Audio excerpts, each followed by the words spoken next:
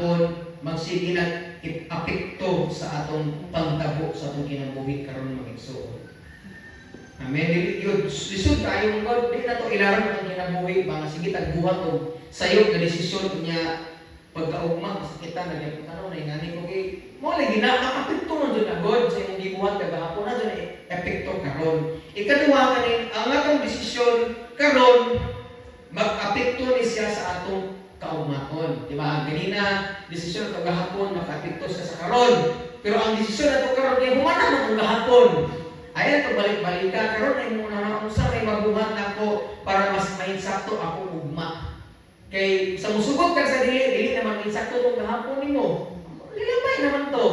So, why, di ba? Kanak bitaw, na mga desisyon sa una magsig, balik-balik. Lakong ingani ko tapos. Ingani na ako karon. Kung wala akong ingani na ako karon. Hindi naman mabalik ni mo. So karon ang adlaw igsoon nga mo-decide gid ka, desisyon ka nga Lord sa pagkakaroon ako ng buhaton ang insakto para ang akong kaugmaon may manindot na. Amen? So nasa pagkabalingon din nga desisyon na. So buhaton na ako karon palandaan ang gusto nimo sa umaabot. Yes, posible igsoon nga si Lord. Ay di posible si Lord gyud ang nagpahiluna sa atong umaabot. Amen. Pero ang Bible nagsulti nga unsa atong gitanong ato gid siyang anihon. Wa ka nagtanong kung humay muanis na muanin ang siya og mangga. Di ba? Dili pwede nga unsa imong gitanong sa kalibutan, koy anihon nimo. Dapat ang imong gitanong nga pagkadautan mo ani gid ka og pagkadautan, pero butanong kag pagkamaayo igsoon ani gid kag pagkamaayo. Naay nindot nga plano ang Dios pero kung dili ta connected sa iyang plano dili na mahitabo. Mamaya itong ibasa kanina ba? Nga yun si Lord nga desisyon mo karon saksi ang langit ug ang yuta kay kani si Moises ani panahon na hapit na siyang mamatay. Padong na siyang mamatay kaya dili siya makasulod sa promise land. Kunang iyang gitawag ang tanang mga katawan sa Ginoo niya karon desisyon mo saksi ang langit. Murag nag-outtaking sila na nag-promise ba? Kamatay man ang mulaog. Nanumpa ko nga tubangan sa mga tao. Nga ako si Pastor Rodnel, mahimo kong pangabana sa akong asawa, sa mga simbahan nila. Nga bitaw nagsumpa sila. Nga gipapili sila sa Ginoo nga saksi ang langit ug ang yuta. Nga gipapili ko kamo sa kinabuhi o kamatayon. Okay, mangutana ko ninyo. Sa inyo pilang kinabuhi kamatayon. Siyempre, kinabuhi, ito ba, di ba? GMA o ABS-CBN. O ganyan pagalipog na, no? Marcos o Duterte. Di ba, kumantay mo, igsoon, basta nindot yung mga butang, maghiusa ta. Pero kabahin na naman ko na itong batayan, na basta politika, religion, o isa ha. Kalimot ko sa basta kayo maglalis, kita na. Pero diha sa pulong sa Ginoo ang pulong sa Dios nga pili mo kinabuhi o kamatayon, panalangin o katalagman. Kita ang tanan gyud kung papilion ta, panalangin o kinabuhi o kamatayon, kita tanan mo pili kinabuhi gid no. Nya papilion tas panalangin o katalagman sa imong pilion. Panalangin jud di ba? Pero naay sugo si Lord. Kay mo man desisyon karon, kay ang desisyon nato nagmatter man siya. Ingon siya na higugmaa. So, ipapili sila muna. Pero ingon si Lord nga, busa, pilian ninyo ang kinabuhi aron, kamo o ang inyong mga kaliwatan muluntad. Kung nakanindot sa Ginoo, kay di papili kaniya o unsay makaayon sa ato, pero mas di papili kaniya. Murag, kitag-antag answer na daan sa atong dapat itubag pa. Di pareha ani mo duwa tag usa ka duwa. Atay sure kinsa mo daog. Diba? Sa basketball, atay sure sa boxing, wala. Pero ganyan gipapili ni Lord sa ato, sure na kung sa atong dapat pilion. Pero naay kondisyon si Lord. Mo diha na detalye ta masangit karon. Kay dali gusto man ta moingon ta Lord, i-bless ko nimo Lord. Amen. Kaan ko nimo daghang anak, dipinde. Makaya. Tagaan ko nimo, datuon ko nimo Ginoo. Pero unsa may kondisyon sa Ginoo? Kay man pwedeng mohatag si Lord usa ka butang kung kita usab dili ta kahibaw mo atiman ini. Amen. Ingon ang verse 20, hugmaa ang Ginoo nga inyong Dios. Alagari siya o ayaw kamo pagbulag kaniya. Kini maghatag ko niya kaninyong kusog o taas na pinabuhi. Inigpuyo ninyo sa yuta nga gisaad niya sa inyong katigulangan nga si Abraham, si Isaac ug si Jacob. So karon gipapili sila sa Ginoo kay kani panahon na magudigsoon, padung sila mosunod sa gitawag og promised land. Tama yung promised land. Kining promised land nga giandam ni Lord silang kinabuhi mga igsoon, nindot kaayo ni siya. Kay tungod sa kanindot ang mga bunga niini, ang usa ka bunga duha ka tawo ang mudayong tungod sa kabunga, tungod sa kadako. Unya ang Bible nagsulti nga flowing with milk and honey. Kanang grabe ang gatas dito o mga dugos nga nindot kaayo sa nayuta tabunok kaysa sa yuta murag kampiyawan nayuta kaya tabunok ayo. So yan na kanindot ang lugar nga ilang ikuanan pero na gi kuman si Lord. Yes, papilion mo na ko, namilit sila. Pero pilian din ang kinabuhi. Pero nag-ingon siya o kondisyon ba sa usa ka mga promise sa Ginoo. So ingon siya nga dapat kung ganahan mo panalangin, dapat pilion ninyo nga mo desisyon mo nga igugmaon gyud ninyo ang Ginoo o mga lagad o dili bulag sa iya. Amen. So mo ni saad ni Lord sa atong mga kinabuhi igsoon nga tagaan ta niya kinabuhi o prosperity padatuon ta niya. Pero ang problema mga igsoon kay lisod mo gud kaayo nga kumuhatag si Lord og usa ka butang sa atoa. Kunya dili po ta kahibaw mutuman sa gisugo ni Lord sa atoa. No? Dili ko din ang ingana nga Lord kagaya kung inanay pero ipabuhat ni Lord ang mga butang nga ipabuhat kay sa atoa di ta mobuhat. So mo ni problema masangit gyud ta ana. Kaya lisod kay mangayo kag panalangin sa Ginoo kinabuhi kung ipunta kay baw musugot sa kondisyon sa kinabuhi mga igsoon. Amen. Ingon ang Mark chapter 8 ato ang lihan ng Biblia sa Mark chapter 8 verse 35 hangtod sa 37. So anong kay mas Jesus pod nagsulti sa iyang mga disciple before siya mamatay. So nagsulti siya ani mga igsoon sa iyang mga disipulo o sa mga tawo sige paminaw o sige sunod-sunod sa iya nga desisyonan po ninyo nga sa kinabuhi mo na atong buhaton sa Mark chapter 8 verse 34 hangtod sa 35.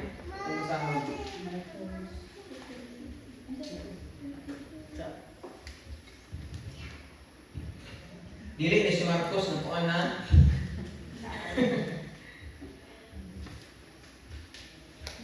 Kini si Marcos igsoon doktor ni siya. Si Lucas sorry.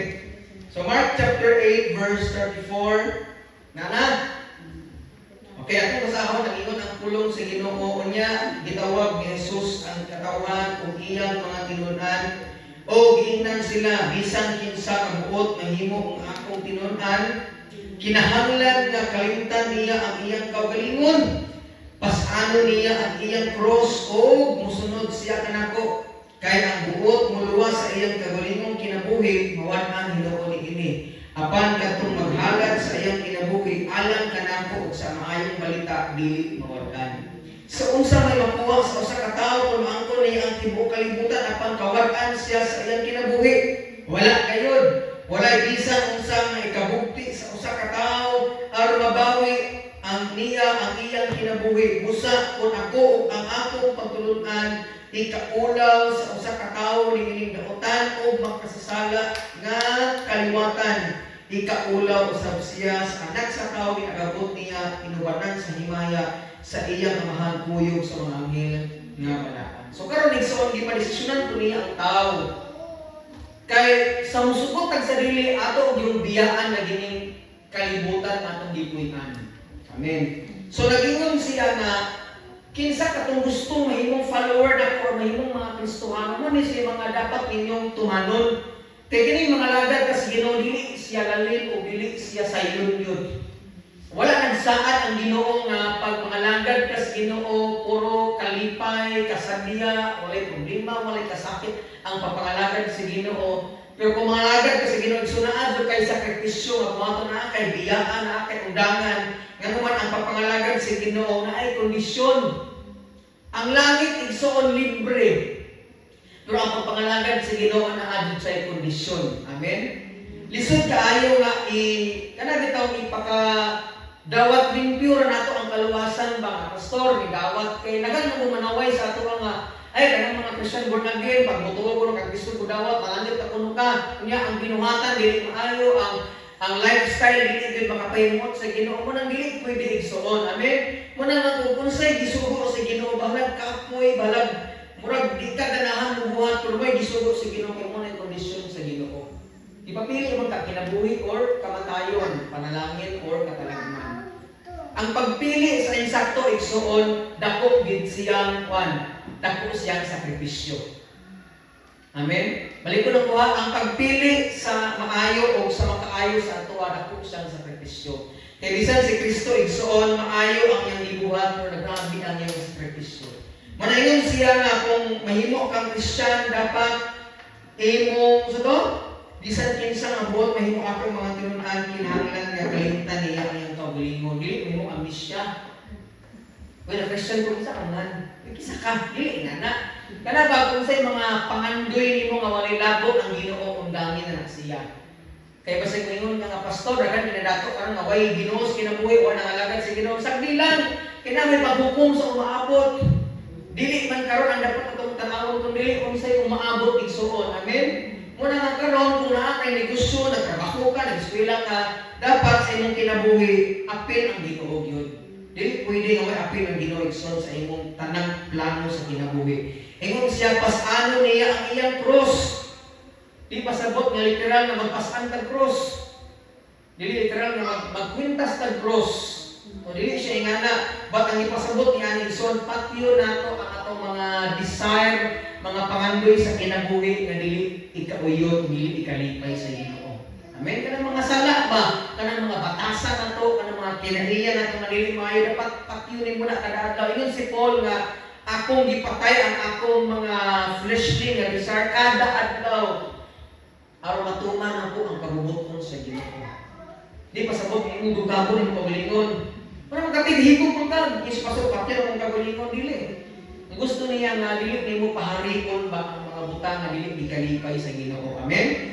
Ingon siya nga kalimtan niya ang kagalingon pasano niya ang cross o musunod siya kanako. Sayon dili. Kita nga mga tao igsuon na atay batasan, natay mga kinaiya nga usahay dili gibutuan sa mga sugo sa Ginoo. Natay mga ginagmay nga mga tilaw-tilaw usahay ng mga pagpakasala, no? Natay mga ginagmay nga kuan igsuon manang sakripisyo gid siya kay ingon siya kay pero unsa may reward ni Lord kay ang buot ng luwas siyang kabulingon kinabuhi mawad-an Ginoo niini. Dagan sa mga tao karon igsuon nga naningkamot taon pagtrabaho, naningkamot taon pag-eskwela, naningkamot taon nga grabing negosyo, pero wala na sa lipanahon sa Ginoo. Ingon siya apan kadtong maghalad sa iyang kinabuhi alang kanako og sa maayong balita dili mawad-an niini. Ang mga tao kung nangalagad sa Dios nga nagsakripisyo sila nga muanhi kada Domingo, masakripisyo nga magkampo sa nasod sa iyang pamilya, maningkamot nga masangyaw ang maayong balita. Ingon si Lord ang kinabuhi nga ani mo. Amen. Narote paningkamot igsuon na sige bito uwali nga samtang may panahon pa magbuhat as insakto kay daotan kining mga panahon na. Kung nagbuhat sila daotan sa social media, dapat kita pod dili ka sige panaway lang nila kung dili kita pod magbuhat ta unsa ang maayo. Kaya dili pwede igsuon niya kung daotan sila magmuawat ang nila dapat kung kita ang kahayag dapat sila madanagan sa kahayag mga igsuon. Na usa ka preacher sa Amerika nga batanon siya niya iyang giwalihan tong katong lesbian ba bayot siya nga LGBT siya nga kuan yang giduol nga kanang yang istoryaan siya nalipay ba kasi mong kinabuhi pero ganun na ingana ka na kanini tabo nimo sa una no o nimo sa naan tabo sa bisexually kuan mo siya ba sa usa ka lalaki mo nang naingana sa paringon siya sa lalaki nga gihigugma mas Ginoo kanang imong gibati karon dili na maayo pero kibaw ko nga naay plano ang Dios sa imong kinabuhi. So siya nga preacher sige siya gwali sa mga tao nga mga panghubog, sige siya kampo sa mga tao nga makasasala sa tao sa mga tao. Wala siya nang mundinar sa atong mga tawana but giwalihan niya naman gihigugma niya ang mga tawana ingon nga gihigugma siya sa Dios. Amen. Mana sa atong kinabuhi igsuon desisyon ni kung gusto man ugali kang maluwas ang imong pamilya desisyon ni nga buhaton nato ang unsa ang gisugo sa Ginoo. higugmaon ang mga tao sama sa higugma sa Ginoo. Amen. So napabagtanan, ikaw na 36, unsa may makuha sa usa ka tawo kung maangkon niya ang tibuok kalibutan.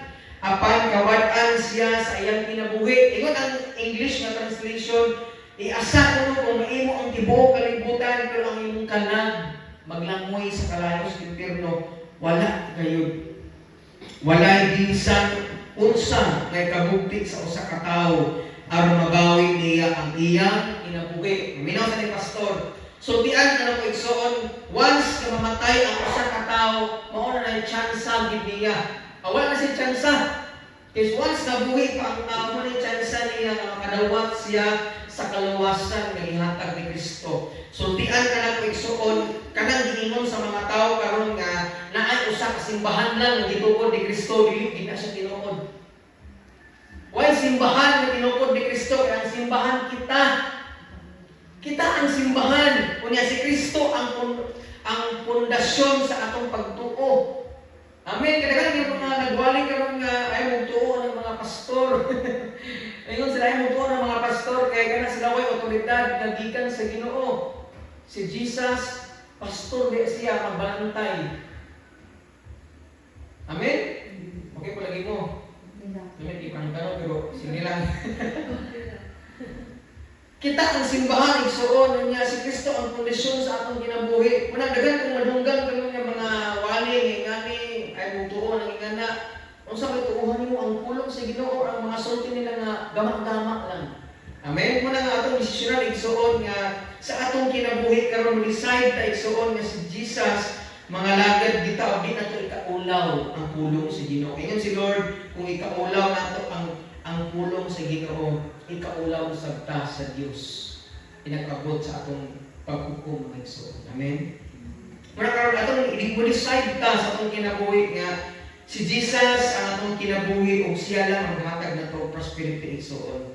Mani pangandoy sa nako manggod kana bitaw financially makaangat-angat pud ba sa kinabuhi. Nga aking mga pangutana sa kinabuhi karon nga Lord, is it worth it ba Lord nga mga lagad nimo nga usahay mo magkalisod mi nga sakripisyo mi sa among mga amo ang mga pangwarta, among kusog, ang amo ang talent para lang sa imuha. Makapangutana bi kung kuana nga Ginoo sa amin, ako na lang kay makatapong maminya ko nako, tabang na lang sa usa ka simbahan. Bitaw ang mga pangunahuna na usahay. Pero magdasig gyud si Lord sa akong kinabuhi mga bitaw sa bilang kay muhuman kaning ibabaw sa kalibutan ako mag-reward sa langit igsoon, no? Sa kakapoy bitaw usahay, kapoy king kinabuhi, murag daghan pa kang ginuna nga problema, usahay ma-depress ka, dahil nakay anxieties kinabuhi, pero kana bitaw imong una-una nga dili ang ikaw ang ginuna nimo kundi ang mga tao nga makabaton sila kinabuhi walay katapusan. Amen. Mo nang igsoon ginaot padayon kita magkayon sa atong kinabuhi. Mawala na si pastor ng simbahan kung kuwaon si Ginoo ba? Inaot nga kamo ng mga naadire nga sige simba kalagad dito mo sa Ginoo magkayon sa atong kinabuhi kay si Jesus ang atong kinabuhi ug siya ang makatag nato panalangin igsoon na panalangin nga dili makasala, panalangin nga dili makaguol sa Ginoo kundi dili panalangin nga makapalipay sa Dios. Ingon ang John chapter 10 verse 10, mingani ang kawatan para pagkawat, paglaglag, pagubak sa itong kinabuhi. Pero mingani si Jesus para maghatag na itong kinabuhi mananayaon. Ang yawa, igsoon, mingani sa kalibutan, gubon kanila, kanang gubon niya ang atong pangandoy sa kinabuhi, ang atong relasyon sa Ginoo kawato niya, ang paghatag ni Lord sa ato. Pero salamat ni Jesus, nga mingani siya para paghatag o kinabuhi. Tanang mingon kinabuhi?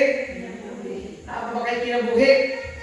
Di kining kinabuhi igsoon nga gihatag sa Ginoo kalipay nga dili mahatag sa kalibutan.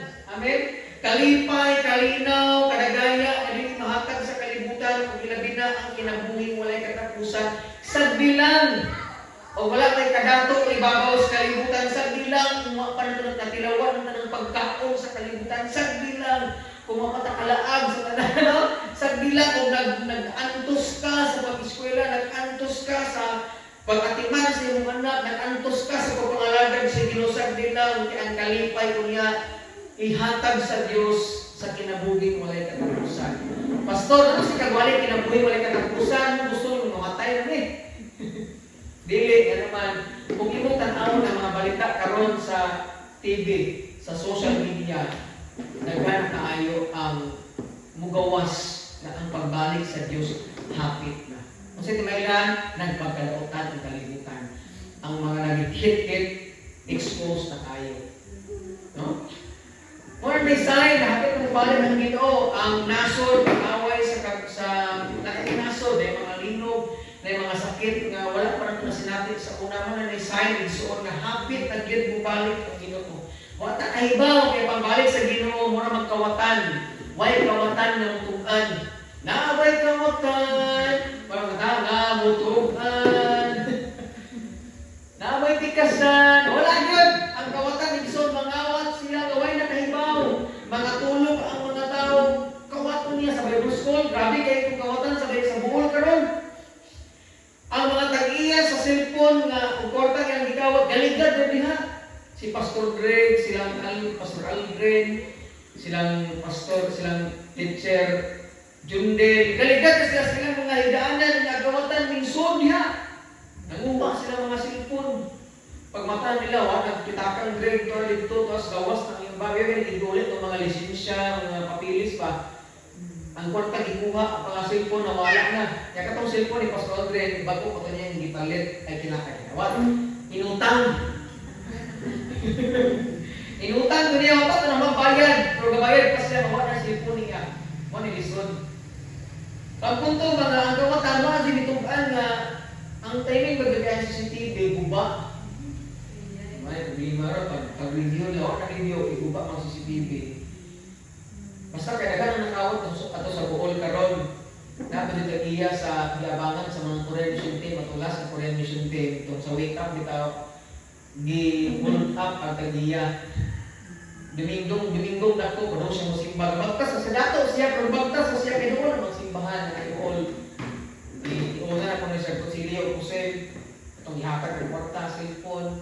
Ang sisa mo na si tawag nga man mutawag yung tubag ha? Kaya ang cellphone ikawat na ningay. So grabe yan, pagkatutan na karon langtad ang mga pagpakasala, i-post na nila ang ilang pagpakasala, ngunit tinailan igsoon na hapit na gibumalik ang Ginoo. Naninood man kasi yung gibuhat ka, pero mas maninood ka nga musangyaw sa pulong sa Ginoo. Doon naman hapit na gibumalik si Lord. Nang hinaot igsoon nga, bisya sa gagmay ng mga butang na hihimo, ang butang, musangyaw kita nga naman hapit na gibumalik ang Ginoo.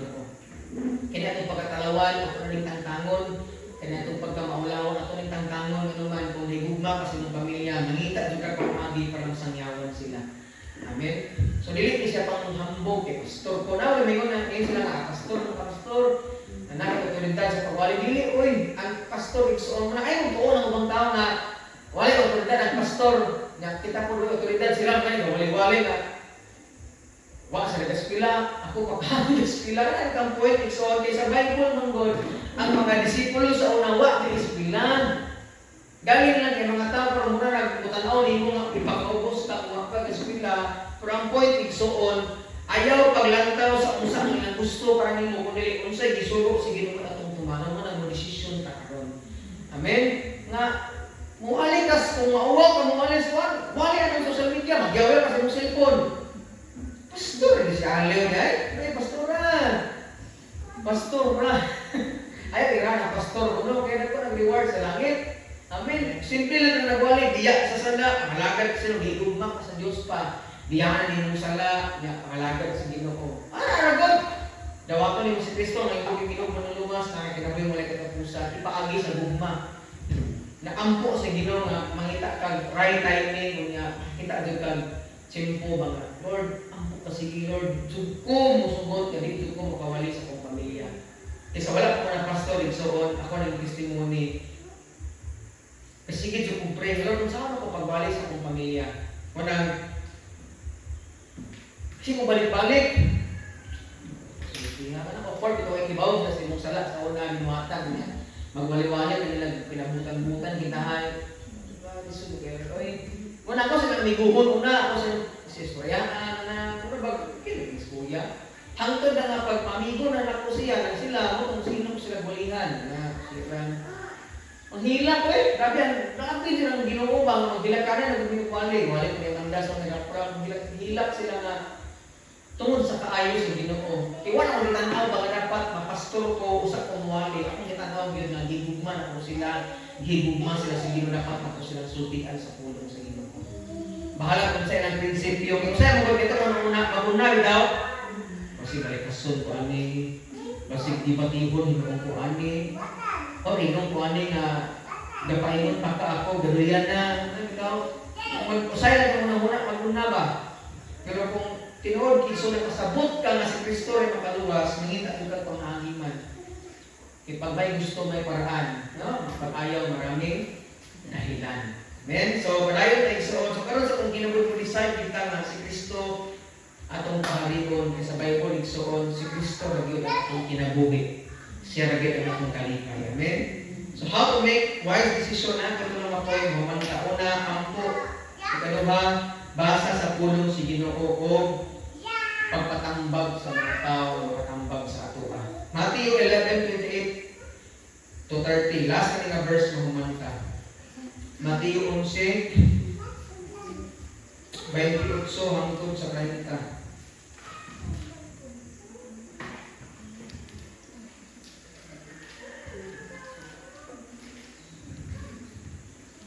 Salamat, iundan ang buwan. Mateo 11:28 hangtod sa 30. Ingan ang Bible, duol kamo kanako, kamong tanan nga nagkapuyan o gibukatan sa inyong gipapaskan o papahulayon ko kamo. Sa mga pagkapuyan physically o emotionally. No? Kita na yung pagkapuy yun, dami na kayo gipas sa kinabuhi, Lord. Kami o ipahulay o sa kabuwan, sa katuig, wala kayong guno na problema, sige ra kang ligad-ligad atong dagat, magduyan ka itong ay doon sa dagat na namin, kininganay solid siya, doon ka mo kanako. Isangon ang akong yugo o sundan ninyo ako, kay malumo ako o mapaugsanon sa Espiritu. Makapahulay ka mo, sayon ang yugo na ako isangon kaninyo o gaan ang ipapaskan ko kaninyo. Kining mga lagad na sa Ginoo igsoon, bukat kay siya. Isama sa kapastor mga sa unang adik-adik pa siya o kanang bisyoso ang iyong problema kung saan ibisyo niya. Sa tanong na Christian siya na pastor siya ang problema daghan kayo.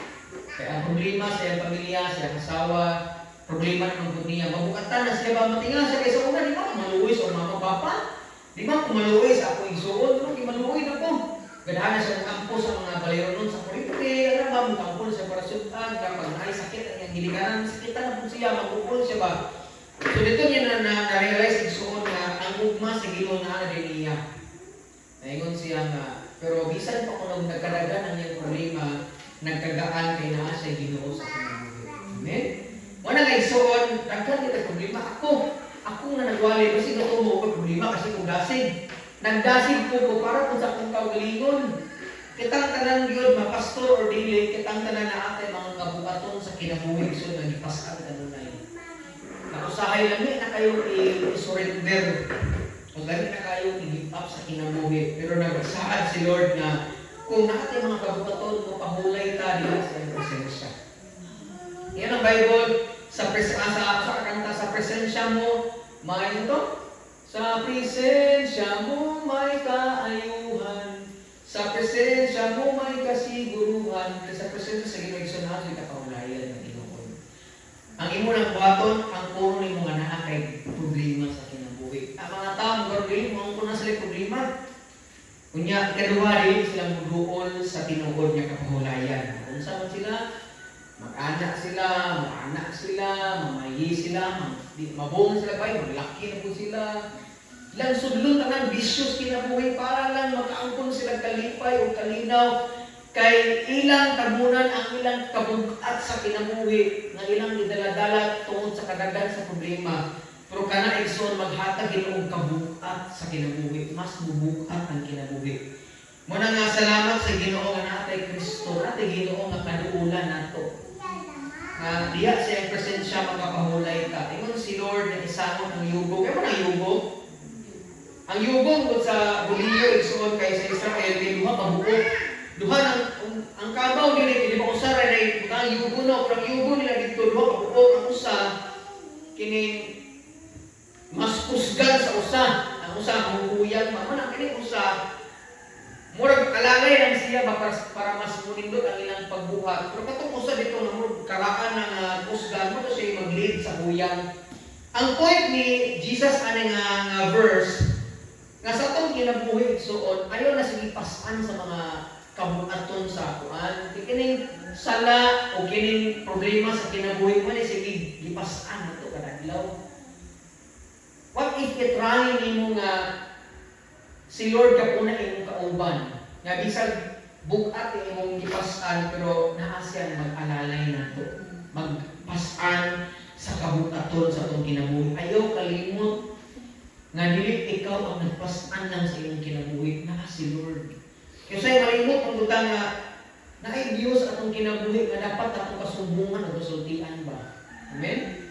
O na nga, bisag kaapoy ang kinabuhi, bisag kasabot sa pangitabo sa kinabuhi, daghan yung problema, i-try sa unong kanunay sa Ginoo. Ano man, ingon siya, isano na akong yugo o sundan ako kay malumo ako o mapausanon sa Espiritu o makapahulay ka. Gusto ni Lord igsuon nga makapahulay ka diha sa presensya. Dili lang sa panahon nga mamatay mo ta kung dili samtang na atas kalibutan makapahulay ka diha sa presensya.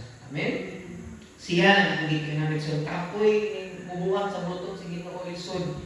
Pero diha sa Ginoo mas sayod o mas gaan naman siya ang pasan sa atong mga kabuhaton. Amen. Ato ginuko atong ulo o yung mga matay suon.